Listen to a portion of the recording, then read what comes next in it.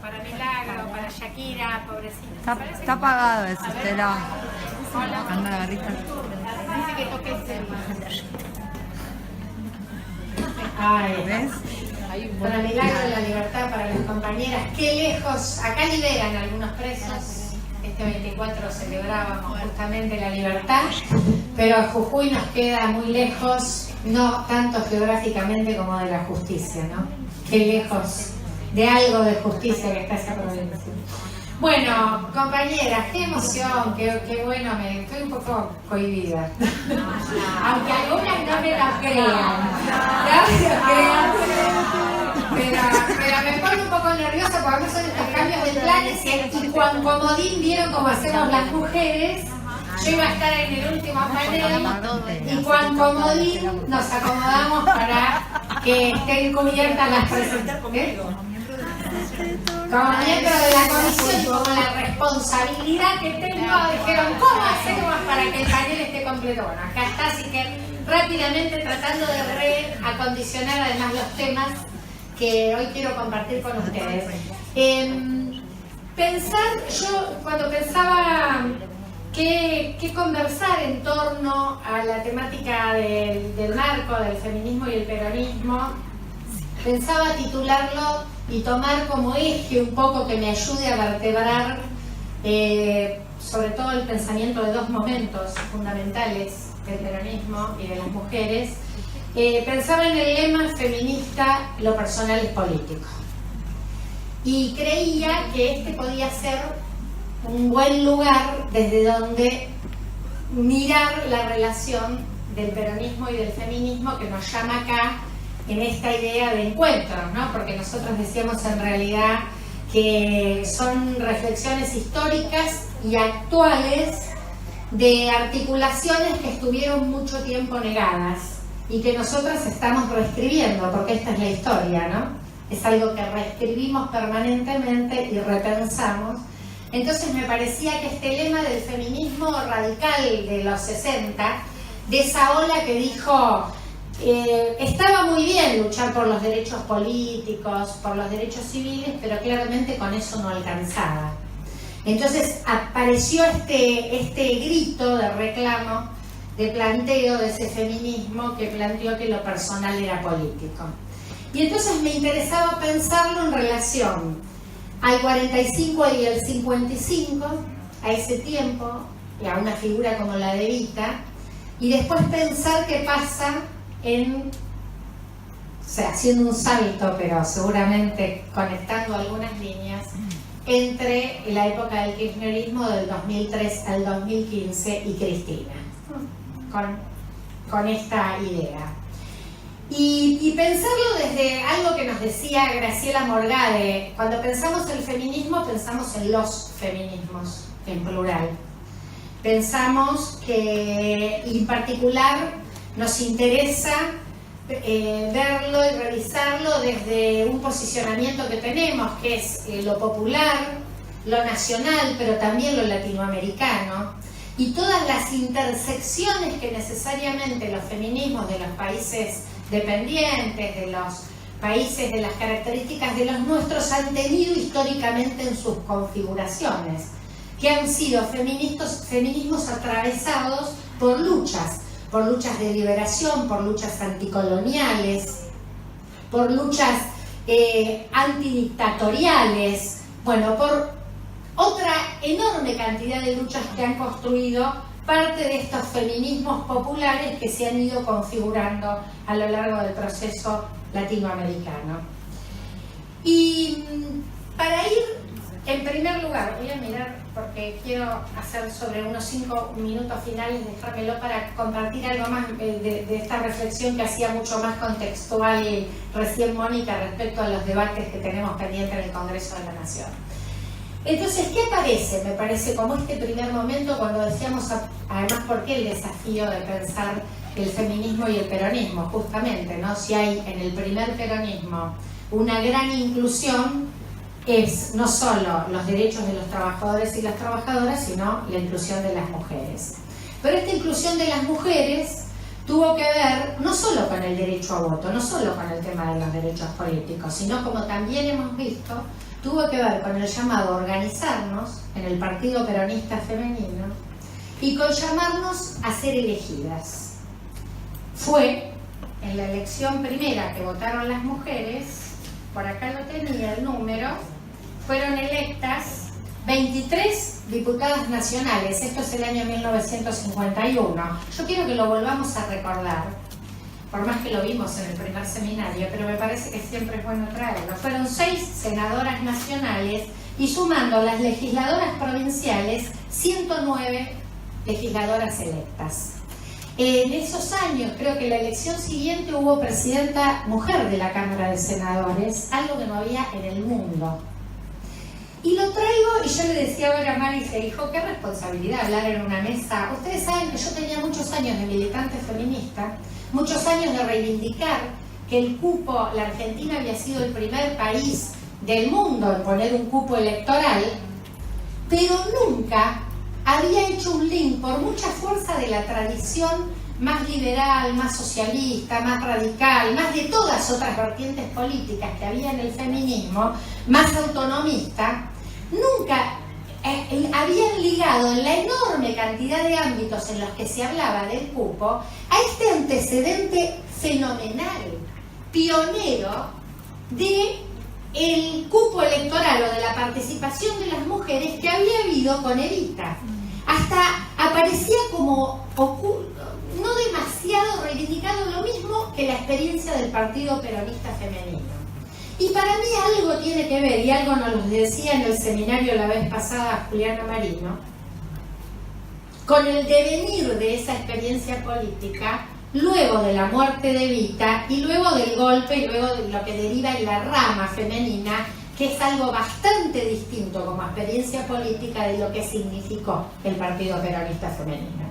Pero como tenemos que situarnos en tiempo, por eso quiero hablar y ligarlo con lo personal y político, tenemos que situarnos que desde qué discursos se podía convocar a las mujeres, como las convocó Evita, a organizarse, a censarse y a participar.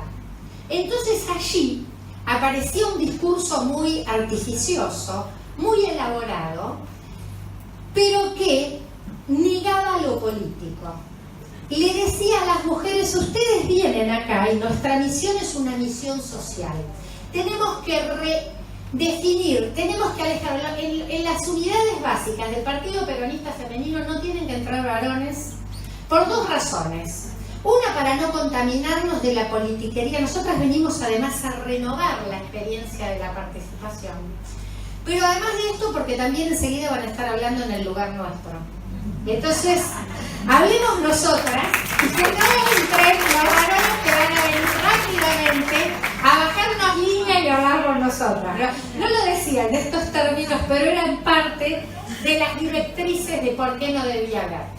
Pero además había este discurso que yo también lo he planteado, que tenía que ver, creo que en 2 sentidos. Uno, que había que situarse la reacción que en ese momento significaba que las mujeres estén en política.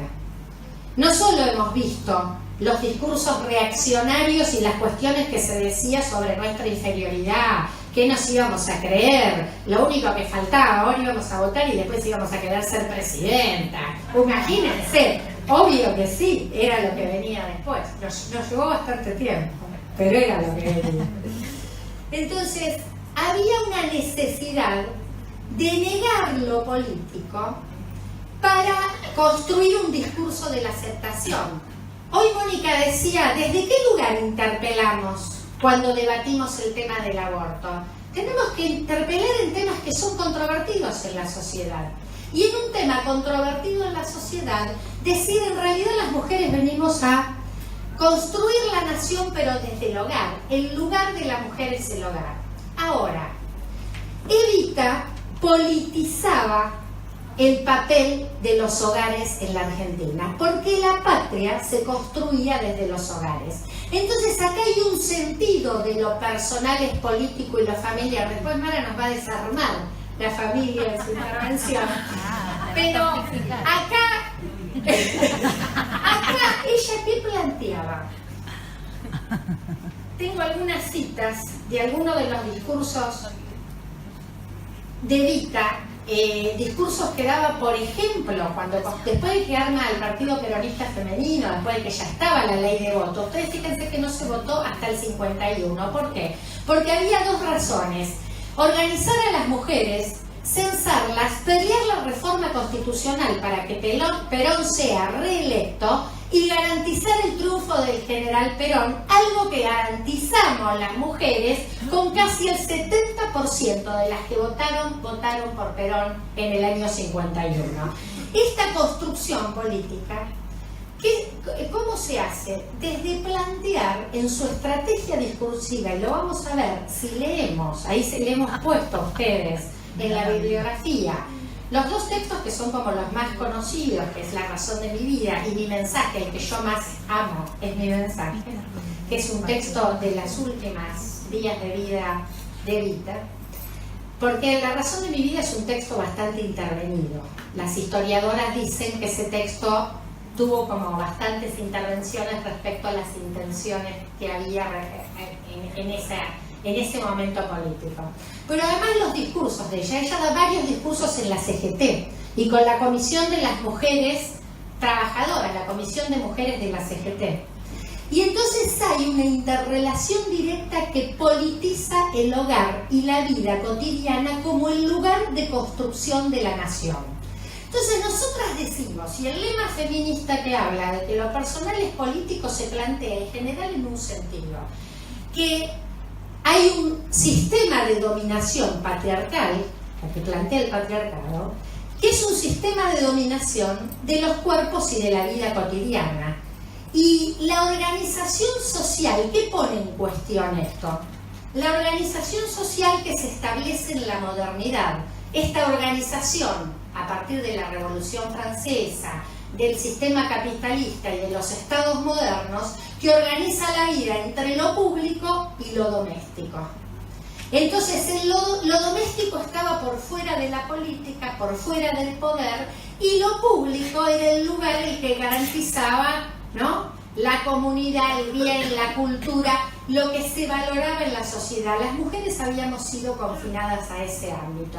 Cuando se plantea en el lema lo personal es político, el planteo es decir, hay un sistema de dominación de lo íntimo, de lo doméstico y del cuerpo, y del primer territorio que hay ahí, que es el cuerpo de las mujeres, y entonces, por lo tanto, se amplía la escena de lo que se politiza en la sociedad, y este es un fenómeno que empieza a darse bastante después de mediados del siglo XX, pero hay otra lectura que nos trae la experiencia del primer peronismo y de Evita, que es que yo politizo el ámbito de lo doméstico y digo, el proyecto de la nación, Araceli nos decía en la clase pasada, las mujeres como custodia de la doctrina, pero además como garantía de la construcción de la nación, porque la patria se realizaba en el trabajo, pero se construía desde los hogares.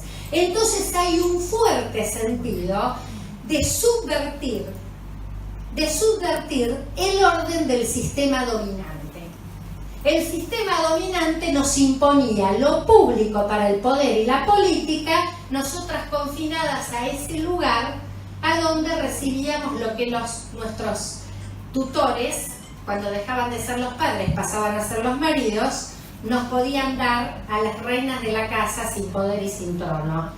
Sin embargo, aparece esta subversión del orden, una subversión del orden de qué es lo político y no es lo político, que se toma desde este discurso que aparece como una aceptación del lugar de lo doméstico para las mujeres, pero una aceptación que dice, lo acepto en tanto y en cuanto soy custodia de la doctrina y soy el pilar de la construcción de la nación. Y en uno de esos discursos de la CGT, Evita le dice a los compañeros sindicalistas y a las compañeras de la comisión, en este proyecto hay dos columnas. La columna vertebral se compone por la clase trabajadora y por las mujeres que son sujetos de la construcción de esta patria. Entonces allí aparece algo que no había logrado, y esto se vio cuando trabajamos en la otra oportunidad, el sufragismo, el derecho a voto.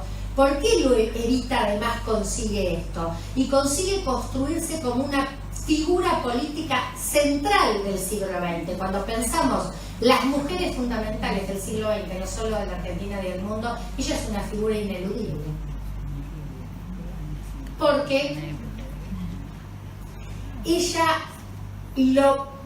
tiene una perspectiva de masas y tiene una perspectiva de reconocimiento de sujetos de transformación. Dice, yo soy de ahí, conozco el poder, estoy en los horarios, pero yo vengo del barro y nunca lo olvido, y a quien represento en este lugar como mujer de Perón es a los descamisados y es a las mujeres, que van a ser así como los obreros van a salvar a los obreros, las mujeres tienen que salvar a las mujeres y ser protagonistas de su destino. A esto nos convoca en una ética que no falta a las mujeres, porque entre otras cosas de las que nos despojó la historiografía tradicional y la política y la filosofía es de una épica, y Evita nos construye ese camino de la épica de las mujeres. Saltando más para acá, un salto en esta historia, vengo a el periodo, después está, ¿no? Las mujeres somos la mitad de la población, la mitad de la historia, venimos con estos legados, y de hecho, bueno, la resistencia tuvo signo de mujeres, las casas peronistas, las casas que organizaban las mujeres, fuera donde se organizaba toda la resistencia. Seguramente nos va a hablar algo María Feijó, pero Susana Sanz, de lo que fue la experiencia de los 60 y los 70, de los espacios de las mujeres. Y no quiero olvidarme de algo que se lo señalaba al pasar, pero lo quiero dejar sentado porque como es parte de cómo después podemos recuperarlo en otro momento y en otro contexto histórico.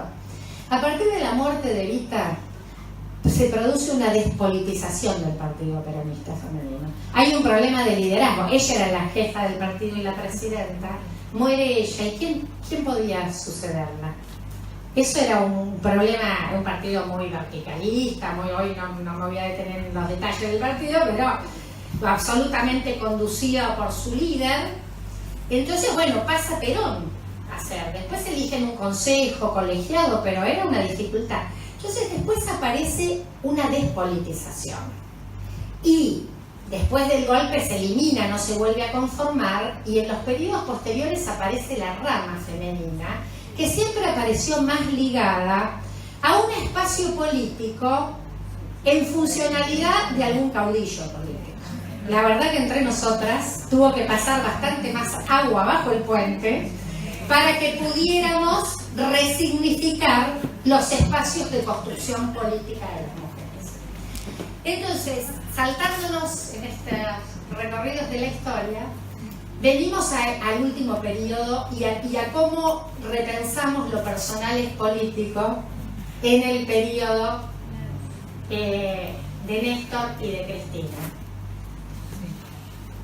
Y aquí me parece que claramente, bueno, hay un feminismo que crece, que se desarrolla, que amplía su agenda, que en Argentina se corta por las dictaduras militares, ¿no? La segunda ola, yo creo que ahora muchas dicen, estamos en la tercera ola feminista, ¿no?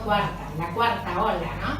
Pero hay una enorme ola revolucionaria de los 60 y de los 70 que en nuestros países y en América se corta porque había dictaduras en todos los países que además, como siempre, no solo son profundamente violentas, genocidas, sino profundamente patriarcales también, o sea que su tradición, familia y propiedad era el lema que abrigaban todas las dictaduras que con la Biblia iban adelante. Entonces me dicen 5, así que voy a hacer un salto así fuerte. Aparece aquí, después de esto, un periodo de mucho crecimiento, y las mujeres vuelven, muchas de las que se fueron al exilio, y hay un movimiento que crece claramente en la Argentina, un movimiento de mujeres que se fortalece, muy transversal en tanto a fuerzas políticas, sociales, sindicales, que lleva 32 años de encuentros nacionales y que además conquista con el gobierno de Néstor y de Cristina, conquista una nueva fase de derechos, una nueva fase de perspectiva popular, una nueva fase de construcción de proyecto, como dice Cristina, que le gusta decir, que es nacional, popular, democrático, latinoamericano, que replantea para mí algo de lo que se reconfiguraba en aquel contexto primero, que tuvo que ver con el voto de las mujeres, con los derechos de la niñez, de la ancianidad, con los derechos al trabajo, con toda esa agenda. Bueno, es una agenda que en un contexto de los años 2000, ya en siglo XXI, empieza a plantear, bueno, otra vez, que el eje fundamental está centrado en el trabajo y la producción como ejes vertebradores y organizadores, pero ya aparecen los derechos personalísimos, el reconocimiento de las nuevas familias, entonces matrimonio igualitario, identidad de género y una enorme cantidad de temas que ahora plantean, porque ya aceptamos que la mujer esté fuera del hogar y entendemos que el espacio público del trabajo son espacios femeninos, que la escena de lo público se feminiza.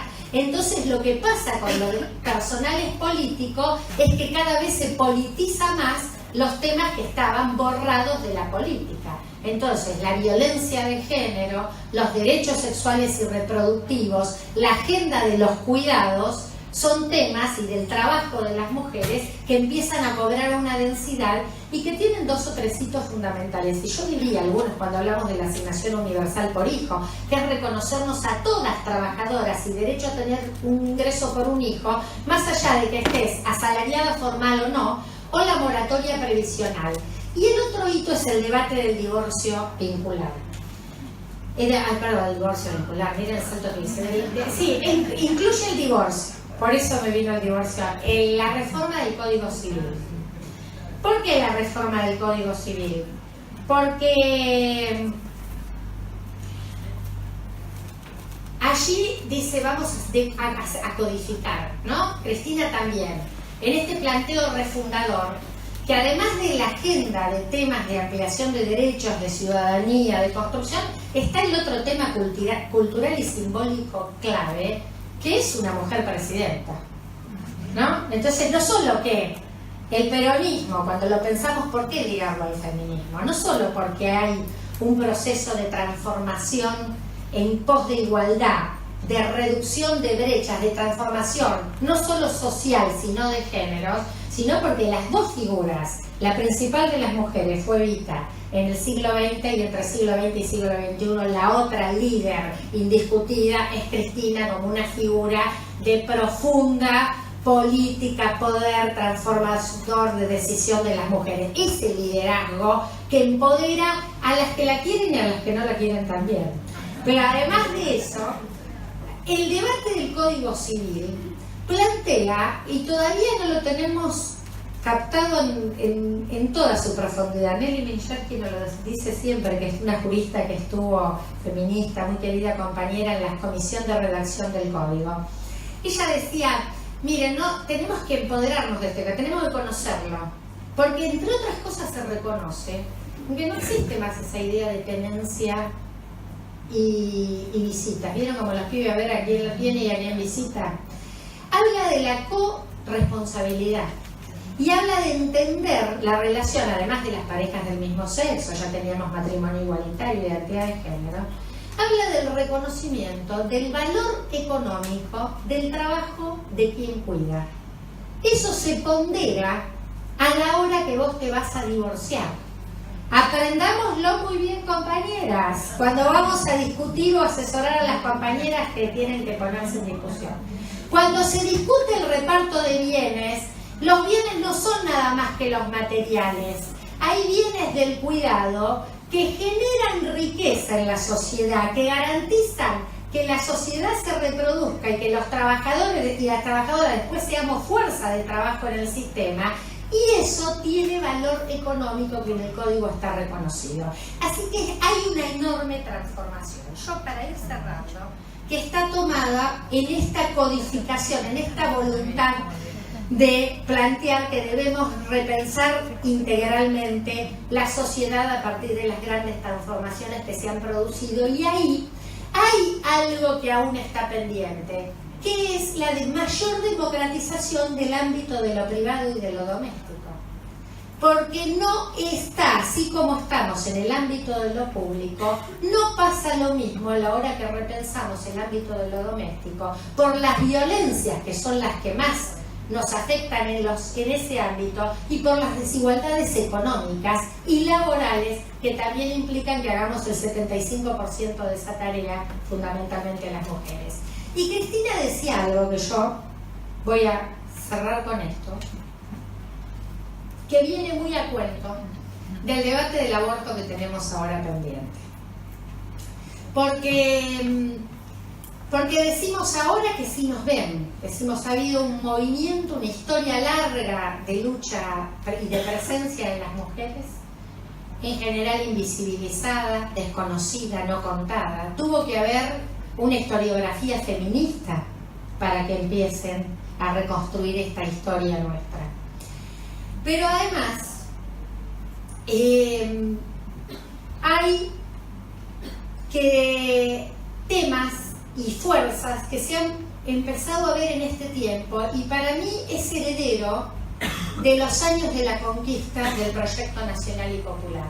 La enorme fuerza que se genera a partir del Ni Una Menos del 2015, de esa irrupción, de ese grito de decir basta, vivas nos queremos, ni una menos, es decir, construimos autonomía, construimos poder, construimos patria, hogar, trabajo, lazos, comunidad, solidaridad, y este sistema patriarcal nos mata. Esa fuerza de las mujeres que construyó además Argentina como un lema que es mundial, creo que es heredera posible y signataria de los años de kirchnerismo, que repolitizó la relación, nos permitió nuevamente reconstruir la relación con la política, de la sociedad con la política y particularmente de las jóvenes y los jóvenes. Hoy las hijas están cambiando la posición de las madres en torno al tema del aborto y los hijos. Y de hecho el bloque de senadores completo que preside el senador Martínez, pero que integra la senadora Cristina Fernández, ha dicho que va a votar por el aborto legal, seguro y gratuito cuando llegue.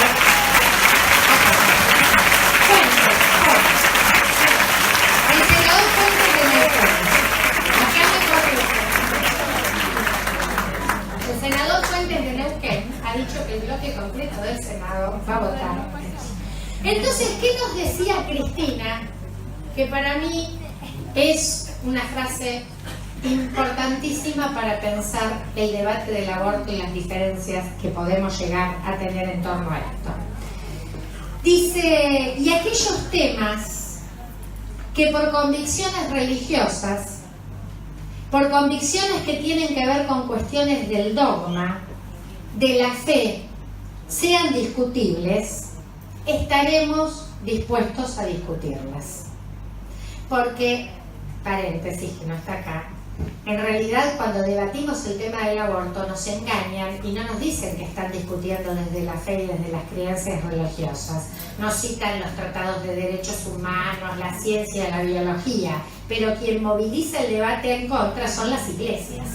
Entonces hay que ser honestos con el debate y ser muy claros muy claras, y hay que develar desde qué lado se habla cuando hablamos de este tema. Entonces Cristina, cuando decía esto, busquen el discurso, tenía sentado frente a todos los obispos y los miraba y les decía, porque los que tenemos entonces convicciones religiosas, convicciones que tienen que ver con el dogma, con la fe, sean discutibles, estaremos dispuestas a discutirlas. Pero también debemos aceptar que no todos pueden vivir como pienso yo, que soy católica, como piensa José, si es judío, o como piensa Andrés, que es musulmán.